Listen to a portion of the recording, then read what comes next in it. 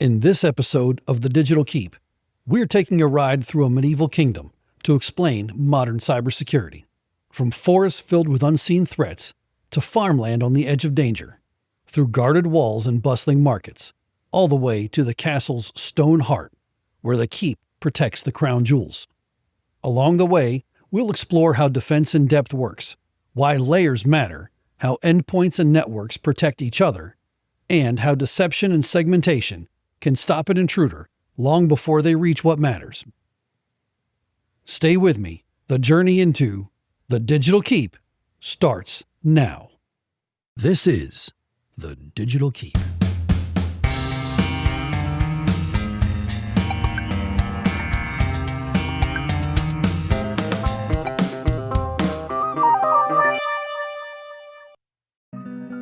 Welcome to the Digital Keep. I'm Guy Tietz. This is a show about people, cybersecurity, and networks. A show for people trying to build legacy. Before we dive in, a quick note. This episode isn't meant to be a deep technical dive. It's designed to make the complex and often intimidating world of cybersecurity more accessible to everyone. If you're a cybersecurity professional, you already know that each of these concepts has layers of nuance and depth. Think of what follows as an analogy, a story, that makes these ideas easier to grasp while still reflecting the principles we work with every day. Before we talk about layered defenses, let's step outside the walls for a moment. Think back to those history lessons from school, or maybe those movies you've seen with knights, nobles, lords, and ladies. Maybe you've watched Game of Thrones. Maybe you've watched some version of Robin Hood, or a version of the tale of King Arthur and the Knights of the Round Table. Now, picture this. You're riding a horse along a dirt road, leaving the deep forest behind. You pass through open fields where crops are growing, the wind shifting the stalks like waves. Ahead, a few hundred yards away, rise the first defenses of a town. A wooden wall, maybe 10 feet tall, with roads converging on open gates. As you ride through the gate, a couple of guards glance your way. Inside, the town is alive. The clink of a blacksmith's hammer, the hum and scent of an open market selling food and wares. Townfolk moving around. Children darting between stalls. They all notice you, the newcomer, but they feel safe enough. After all, the guards didn't stop you, and help is close at hand. Another 100 yards ahead stand the castle walls, built of stone, standing strong. There's only one known way inside, a drawbridge across a broad moat. What's beyond those walls? You can't know, unless you're expected, or you can explain convincingly why you belong. Now, let's go back to the forest. Out here in the wild, beyond the safety of the town, is the open internet. Untrusted, untamed. A place full of unseen threats and shadowy movement. No law or guard controls the forest. You survive it with vigilance, and by never going unprotected, either traveling in a group or carrying your own forms of protection. Between the forest and the town walls lies something vital, the farmland. Open fields stretch out from the town's walls, dotted with farmers tending crops, herders watching livestock, the homes they and their families live in, and carts moving harvest toward the gate. These fields feed the kingdom. They are essential, yet exposed. A wolf slipping in from the tree line doesn't care about castle walls. A raiding party crossing the fields doesn't need to breach a gate to spill blood or steal grain. The farmers work under the open sky, with only distant shouts and watchtowers for warning.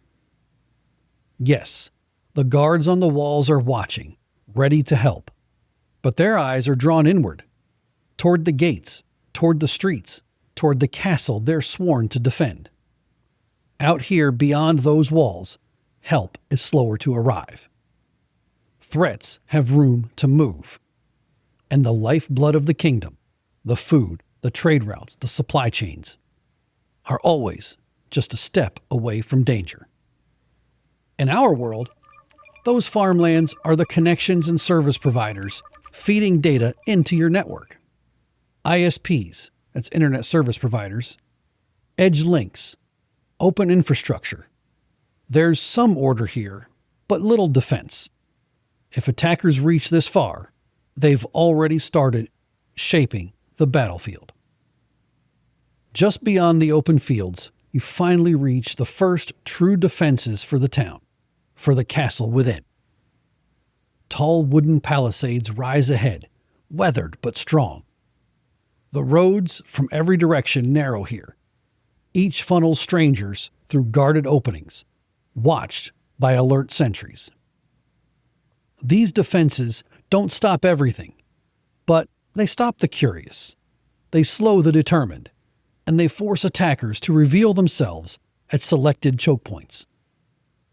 Visitors from distant villages and traveling merchants can come and go through these gates.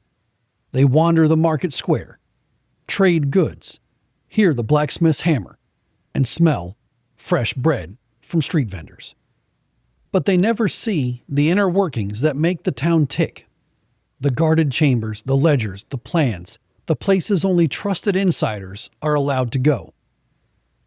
In cybersecurity, these are your edge firewalls, your campus and company edge defenses, working with VPNs and access control lists. They are the outer wooden walls of your network, built to block casual intruders, delay more dangerous threats, and give defenders precious time to respond. But like those wooden walls of old, they are not impenetrable. A determined attacker can still find a way through, but they will have to work for it. And every moment they spend trying is a moment your defenders can use to prepare. This mesh of shops, craftsmen, messengers, and everyday workers all depend on one another. But they're not just doing business, they're quietly watching too. The market doesn't just benefit from the walls and guards, it actively helps keep the town safe. Shopkeepers watch not only their own counters, but also the alleyways beside them. A cobbler notices someone lingering too long by a merchant's cart. A smith hears a clink in the shadows that doesn't sound right. None of them have the authority to confront a threat beyond their own doorstep, but they can call for the watch. They can send a runner to the constable, raise a shout, or ring a bell. Your LAN, local area network, works in much the same way. Every endpoint, every computer, tablet, or IoT device, like printers, copiers, and networked projectors, is its own little shop, focused on its tasks, but also keeping an eye on its surroundings. Antivirus, anti-malware, endpoint protection and detection are those instincts of the shopkeepers. They don't control the whole network, but they can stop a known threat in their own corner, and they can signal when something bigger or dangerous is moving through the streets.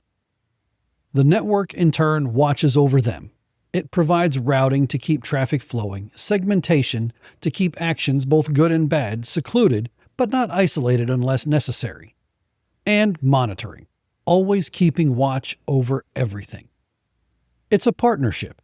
The endpoints don't have the reach or authority to protect beyond their stalls, but they can alert those who do. The network doesn't have eyes everywhere at street level, but it relies on those shopkeepers to speak up. This is what makes a LAN resilient. A living system of mutual defense. Every device contributes to the bigger picture, and the bigger picture protects each device in return. In a well-run market and a well-secured LAN, you don't just wait for the guards to act. You empower every participant to watch, to report, to defend. It's not just walls that keep the kingdom safe. It's the people inside who care enough to protect one another. Before we make our way to the drawbridge and the castle gate, let's pause for a moment and recap how these layers of security line up. From medieval physical security to modern cybersecurity. The forest. The open, unfiltered, almost lawless internet. Untrusted, wild. A place where anything could be hiding. The farms. A buffer between that lawlessness and the town. The kingdom depends on them, so guards will respond. But help might take some time to arrive. Think of this like your personal cell phone. It might have company email, calendar, or chat apps. Think Slack. The company can't fully control it, but they add some safeguards, maybe forcing biometrics or at least a 6-digit PIN to unlock those applications.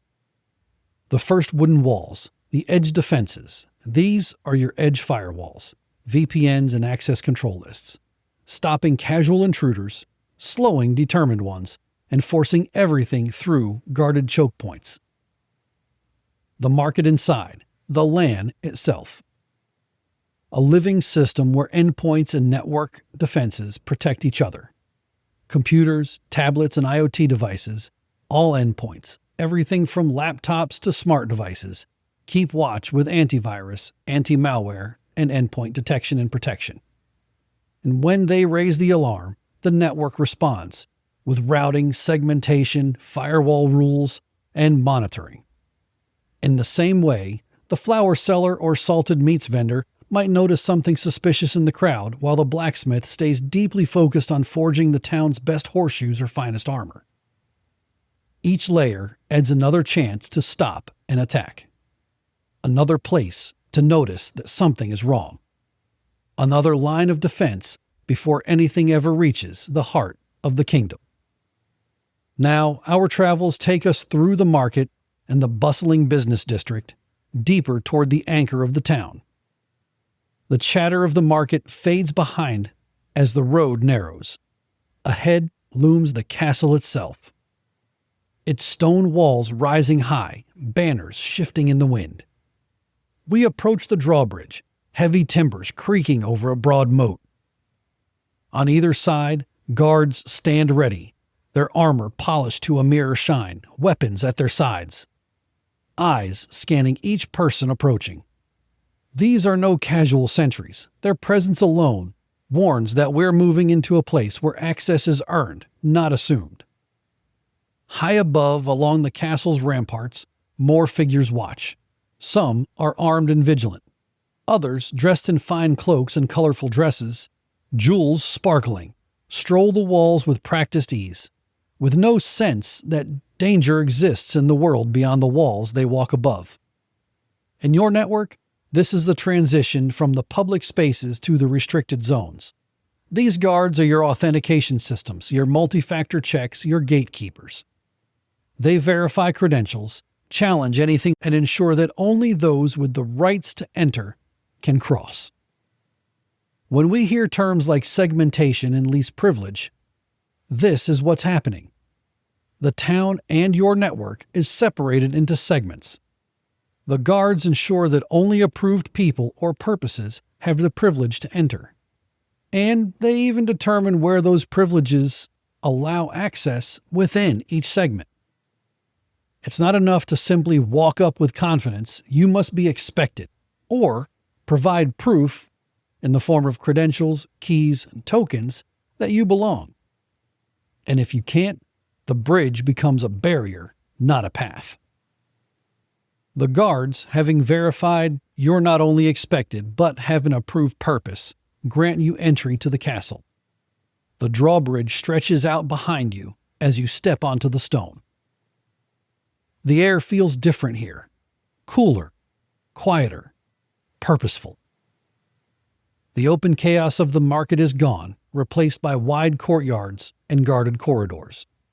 Here, every movement is deliberate.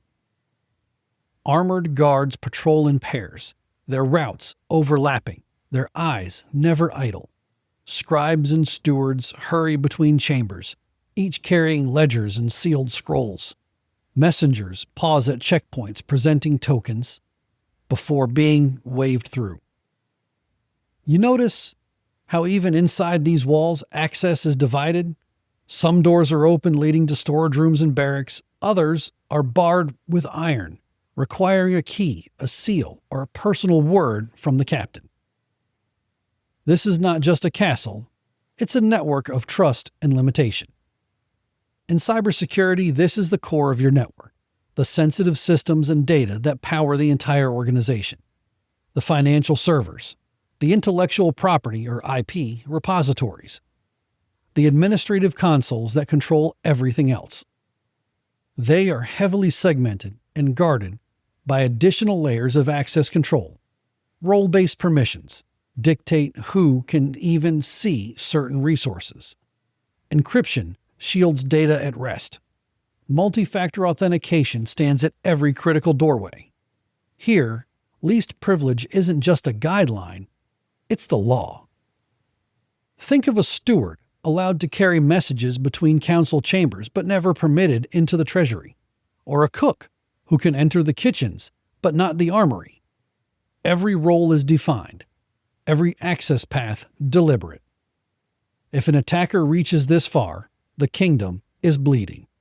But if these layers hold, if privileges are enforced, if monitoring is active, the damage can be contained before it spreads to the heart of everything you protect. But there is still another area with even more protection: the crown jewels, the coin vaults. The critical systems that keep everything moving, but provide almost no protective resources of their own.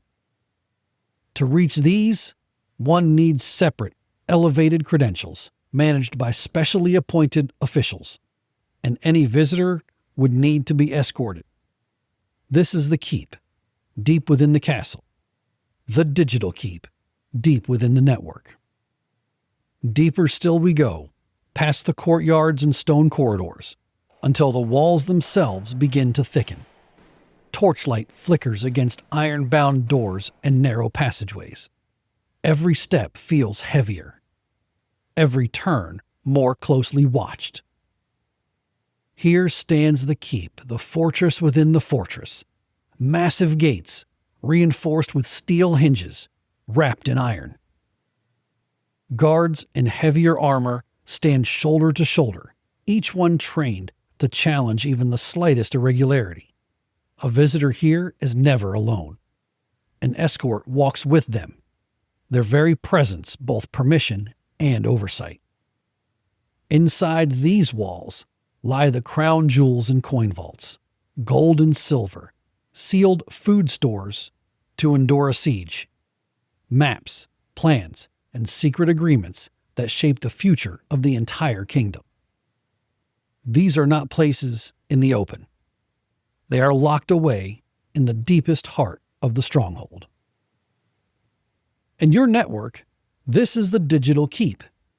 It is where industrial control systems, often called SCADA systems, quietly run machinery that keeps everything running.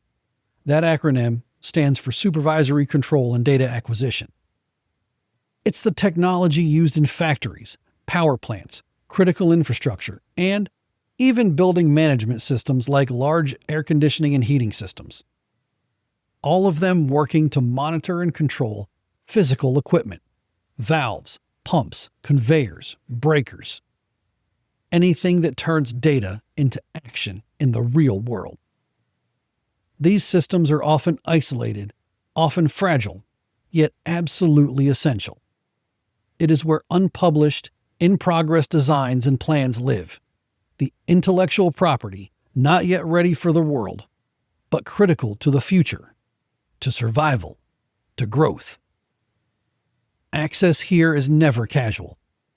It requires those separate, elevated credentials I mentioned before, often managed by a handful of trusted administrators. Every action is logged, every visitor is tracked, and in many cases, physically escorted in the real world. Some chambers are completely sealed off, with no direct passage from the rest of the castle. To reach them, you must leave your weapons behind, pass through an inner two-door system where one must close before the next can be opened, and enter by a route few even know exists. A medieval form of air gapping, but also a system that is still used today called a man-trap. This keeps critical stores apart from daily traffic. And some vaults require not just a single key, but 2 or 3 officials present at once, each carrying a part of the seal, each turning their key together to open the final lock. A living example of multi-party approvals before the most sensitive areas can be touched. If attackers reach this far, they stand in the heart of everything that matters. This is why the Keep exists. A final bastion, a place to protect the irreplaceable, deep within the castle, deep within your network. Back in episode 1, I teased a phrase, honeypots and dungeons. Today, we've arrived at that part of the kingdom and of the network. Not every part of a castle is built simply to store or defend. Some areas are built to deceive, to confuse, to buy time. Down narrow stairways past torchlit arches lie the dungeons, dark cells carved into stone, some filled with old chains and rusted locks, some deliberately left open, as if inviting the foolish or desperate to step inside. To an intruder, these spaces might look like a hidden vault or a forgotten storehouse, but in truth, they're a trap. The guards know these places well. They watch the shadows, listen for the scrape of a boot, and when a would-be thief stumbles in, the cell door slams shut and the intruder is caught. In cybersecurity, these are your honeypots and deception systems. Decoy servers, fake credentials, canary files scattered strategically across the network. To an attacker, they look like valuable targets, ripe with data, vulnerable and exposed. But the moment they're touched, alarms ring silently in the background. Security teams learn who is attacking, how they move, and what they're after, all without risking the real crown jewels. It's deception by design, a way to draw attackers into spaces where their actions can be watched, studied, and stopped before they ever reach anything of true value. Every castle worth its salt had dungeons. Every modern network worth protecting has deception layered within. Because sometimes the best defense is to let the intruder believe they've succeeded just long enough to spring the trap. We've traveled deep into the kingdom, and now, as we prepare to leave, let's walk back through the layers, from the heart of the castle all the way to the wild forest beyond. The Keep. The fortress within the fortress. This is where the crown jewels, coin vaults, food stores, and secret plans are kept. The industrial controls, SCADA systems, and critical intellectual property that keep everything running and growing. Access here requires separate credentials, escorts, and even multi-party approvals. Some paths are sealed by two-door systems or air gaps, keeping this heart secure. The castle walls, the core of the network, a network of trust and limitation, role-based access, multi-factor authentication, encryption. These guard the sensitive systems that power the organization, limiting what each role can touch and containing damage before it spreads. The drawbridge and the gate. The gatekeepers, authentication systems and segmentation controlling who can enter, verifying not only that you're expected, but that your purpose is approved, deciding where those privileges allow you to go. The market, the LAN itself, a living system of endpoints and network defenses protecting each other. Computers, tablets, and IoT devices keep watch with antivirus, anti-malware, and detection, while the network routes, segments, and monitors in return. Just like vendors and storekeepers quietly watching over their own stalls and their neighbors. The first wooden walls, the edge defenses, edge firewalls, VPNs, access lists that funnel all traffic through selected choke points, stopping the curious, slowing the determined. Visitors may enter the market, but never see the inner workings that make the town tick. The farms, the buffer, vital but exposed, like personal devices with company apps. Guarded from a distance, protected by basic controls, but help may take time to arrive. The forest, the open, wild, unfiltered internet, untrusted. A place full of unseen threats and shadowy movement, where vigilance is survival and walking unprotected is a risk. Every layer matters. Every step between the wild forest and the guarded keep buys time, catches threats, and protects what matters most. Because in a world of marauders and hackers, defense in depth is how kingdoms and networks endure. The idea of layered defenses from the forest to the keep is more than just a metaphor. It's a mindset. And it's one of the reasons I named this podcast The Digital Keep. But starting next week, we begin something different. The first connected series of episodes for the show. It opens with a story, one I've carried with me since I was a kid. 6 unsung heroes, including my grandfather, were part of the ground team that solved the life-or-death crisis behind Apollo 13. The movie told one version, but the truth lived inside the simulators and in the hands of the people who built and maintained them. From there, we'll jump to my own childhood, to the floor of my bedroom, with a broken boombox, a pair of needle-nose pliers, and a problem I refused to leave unsolved. And then we'll explore what it means to design complex systems, what it takes to adapt them in the real world, where the blueprint always meets resistance. It's a series about engineering, research and development, and the human backbone of innovation. If this sparks your imagination, tune in next week as we launch the series. And maybe share it with someone who still believes our greatest days are ahead, or just wants to hear a story where the technicians were every bit as critical as the engineers. All that kicks off next week inside The Digital Keep. Thanks for listening to The Digital Keep. Drop a comment below. Hit like and subscribe. It helps people find the show. Until next time, watch the walls, mind the gate, and build your legacy.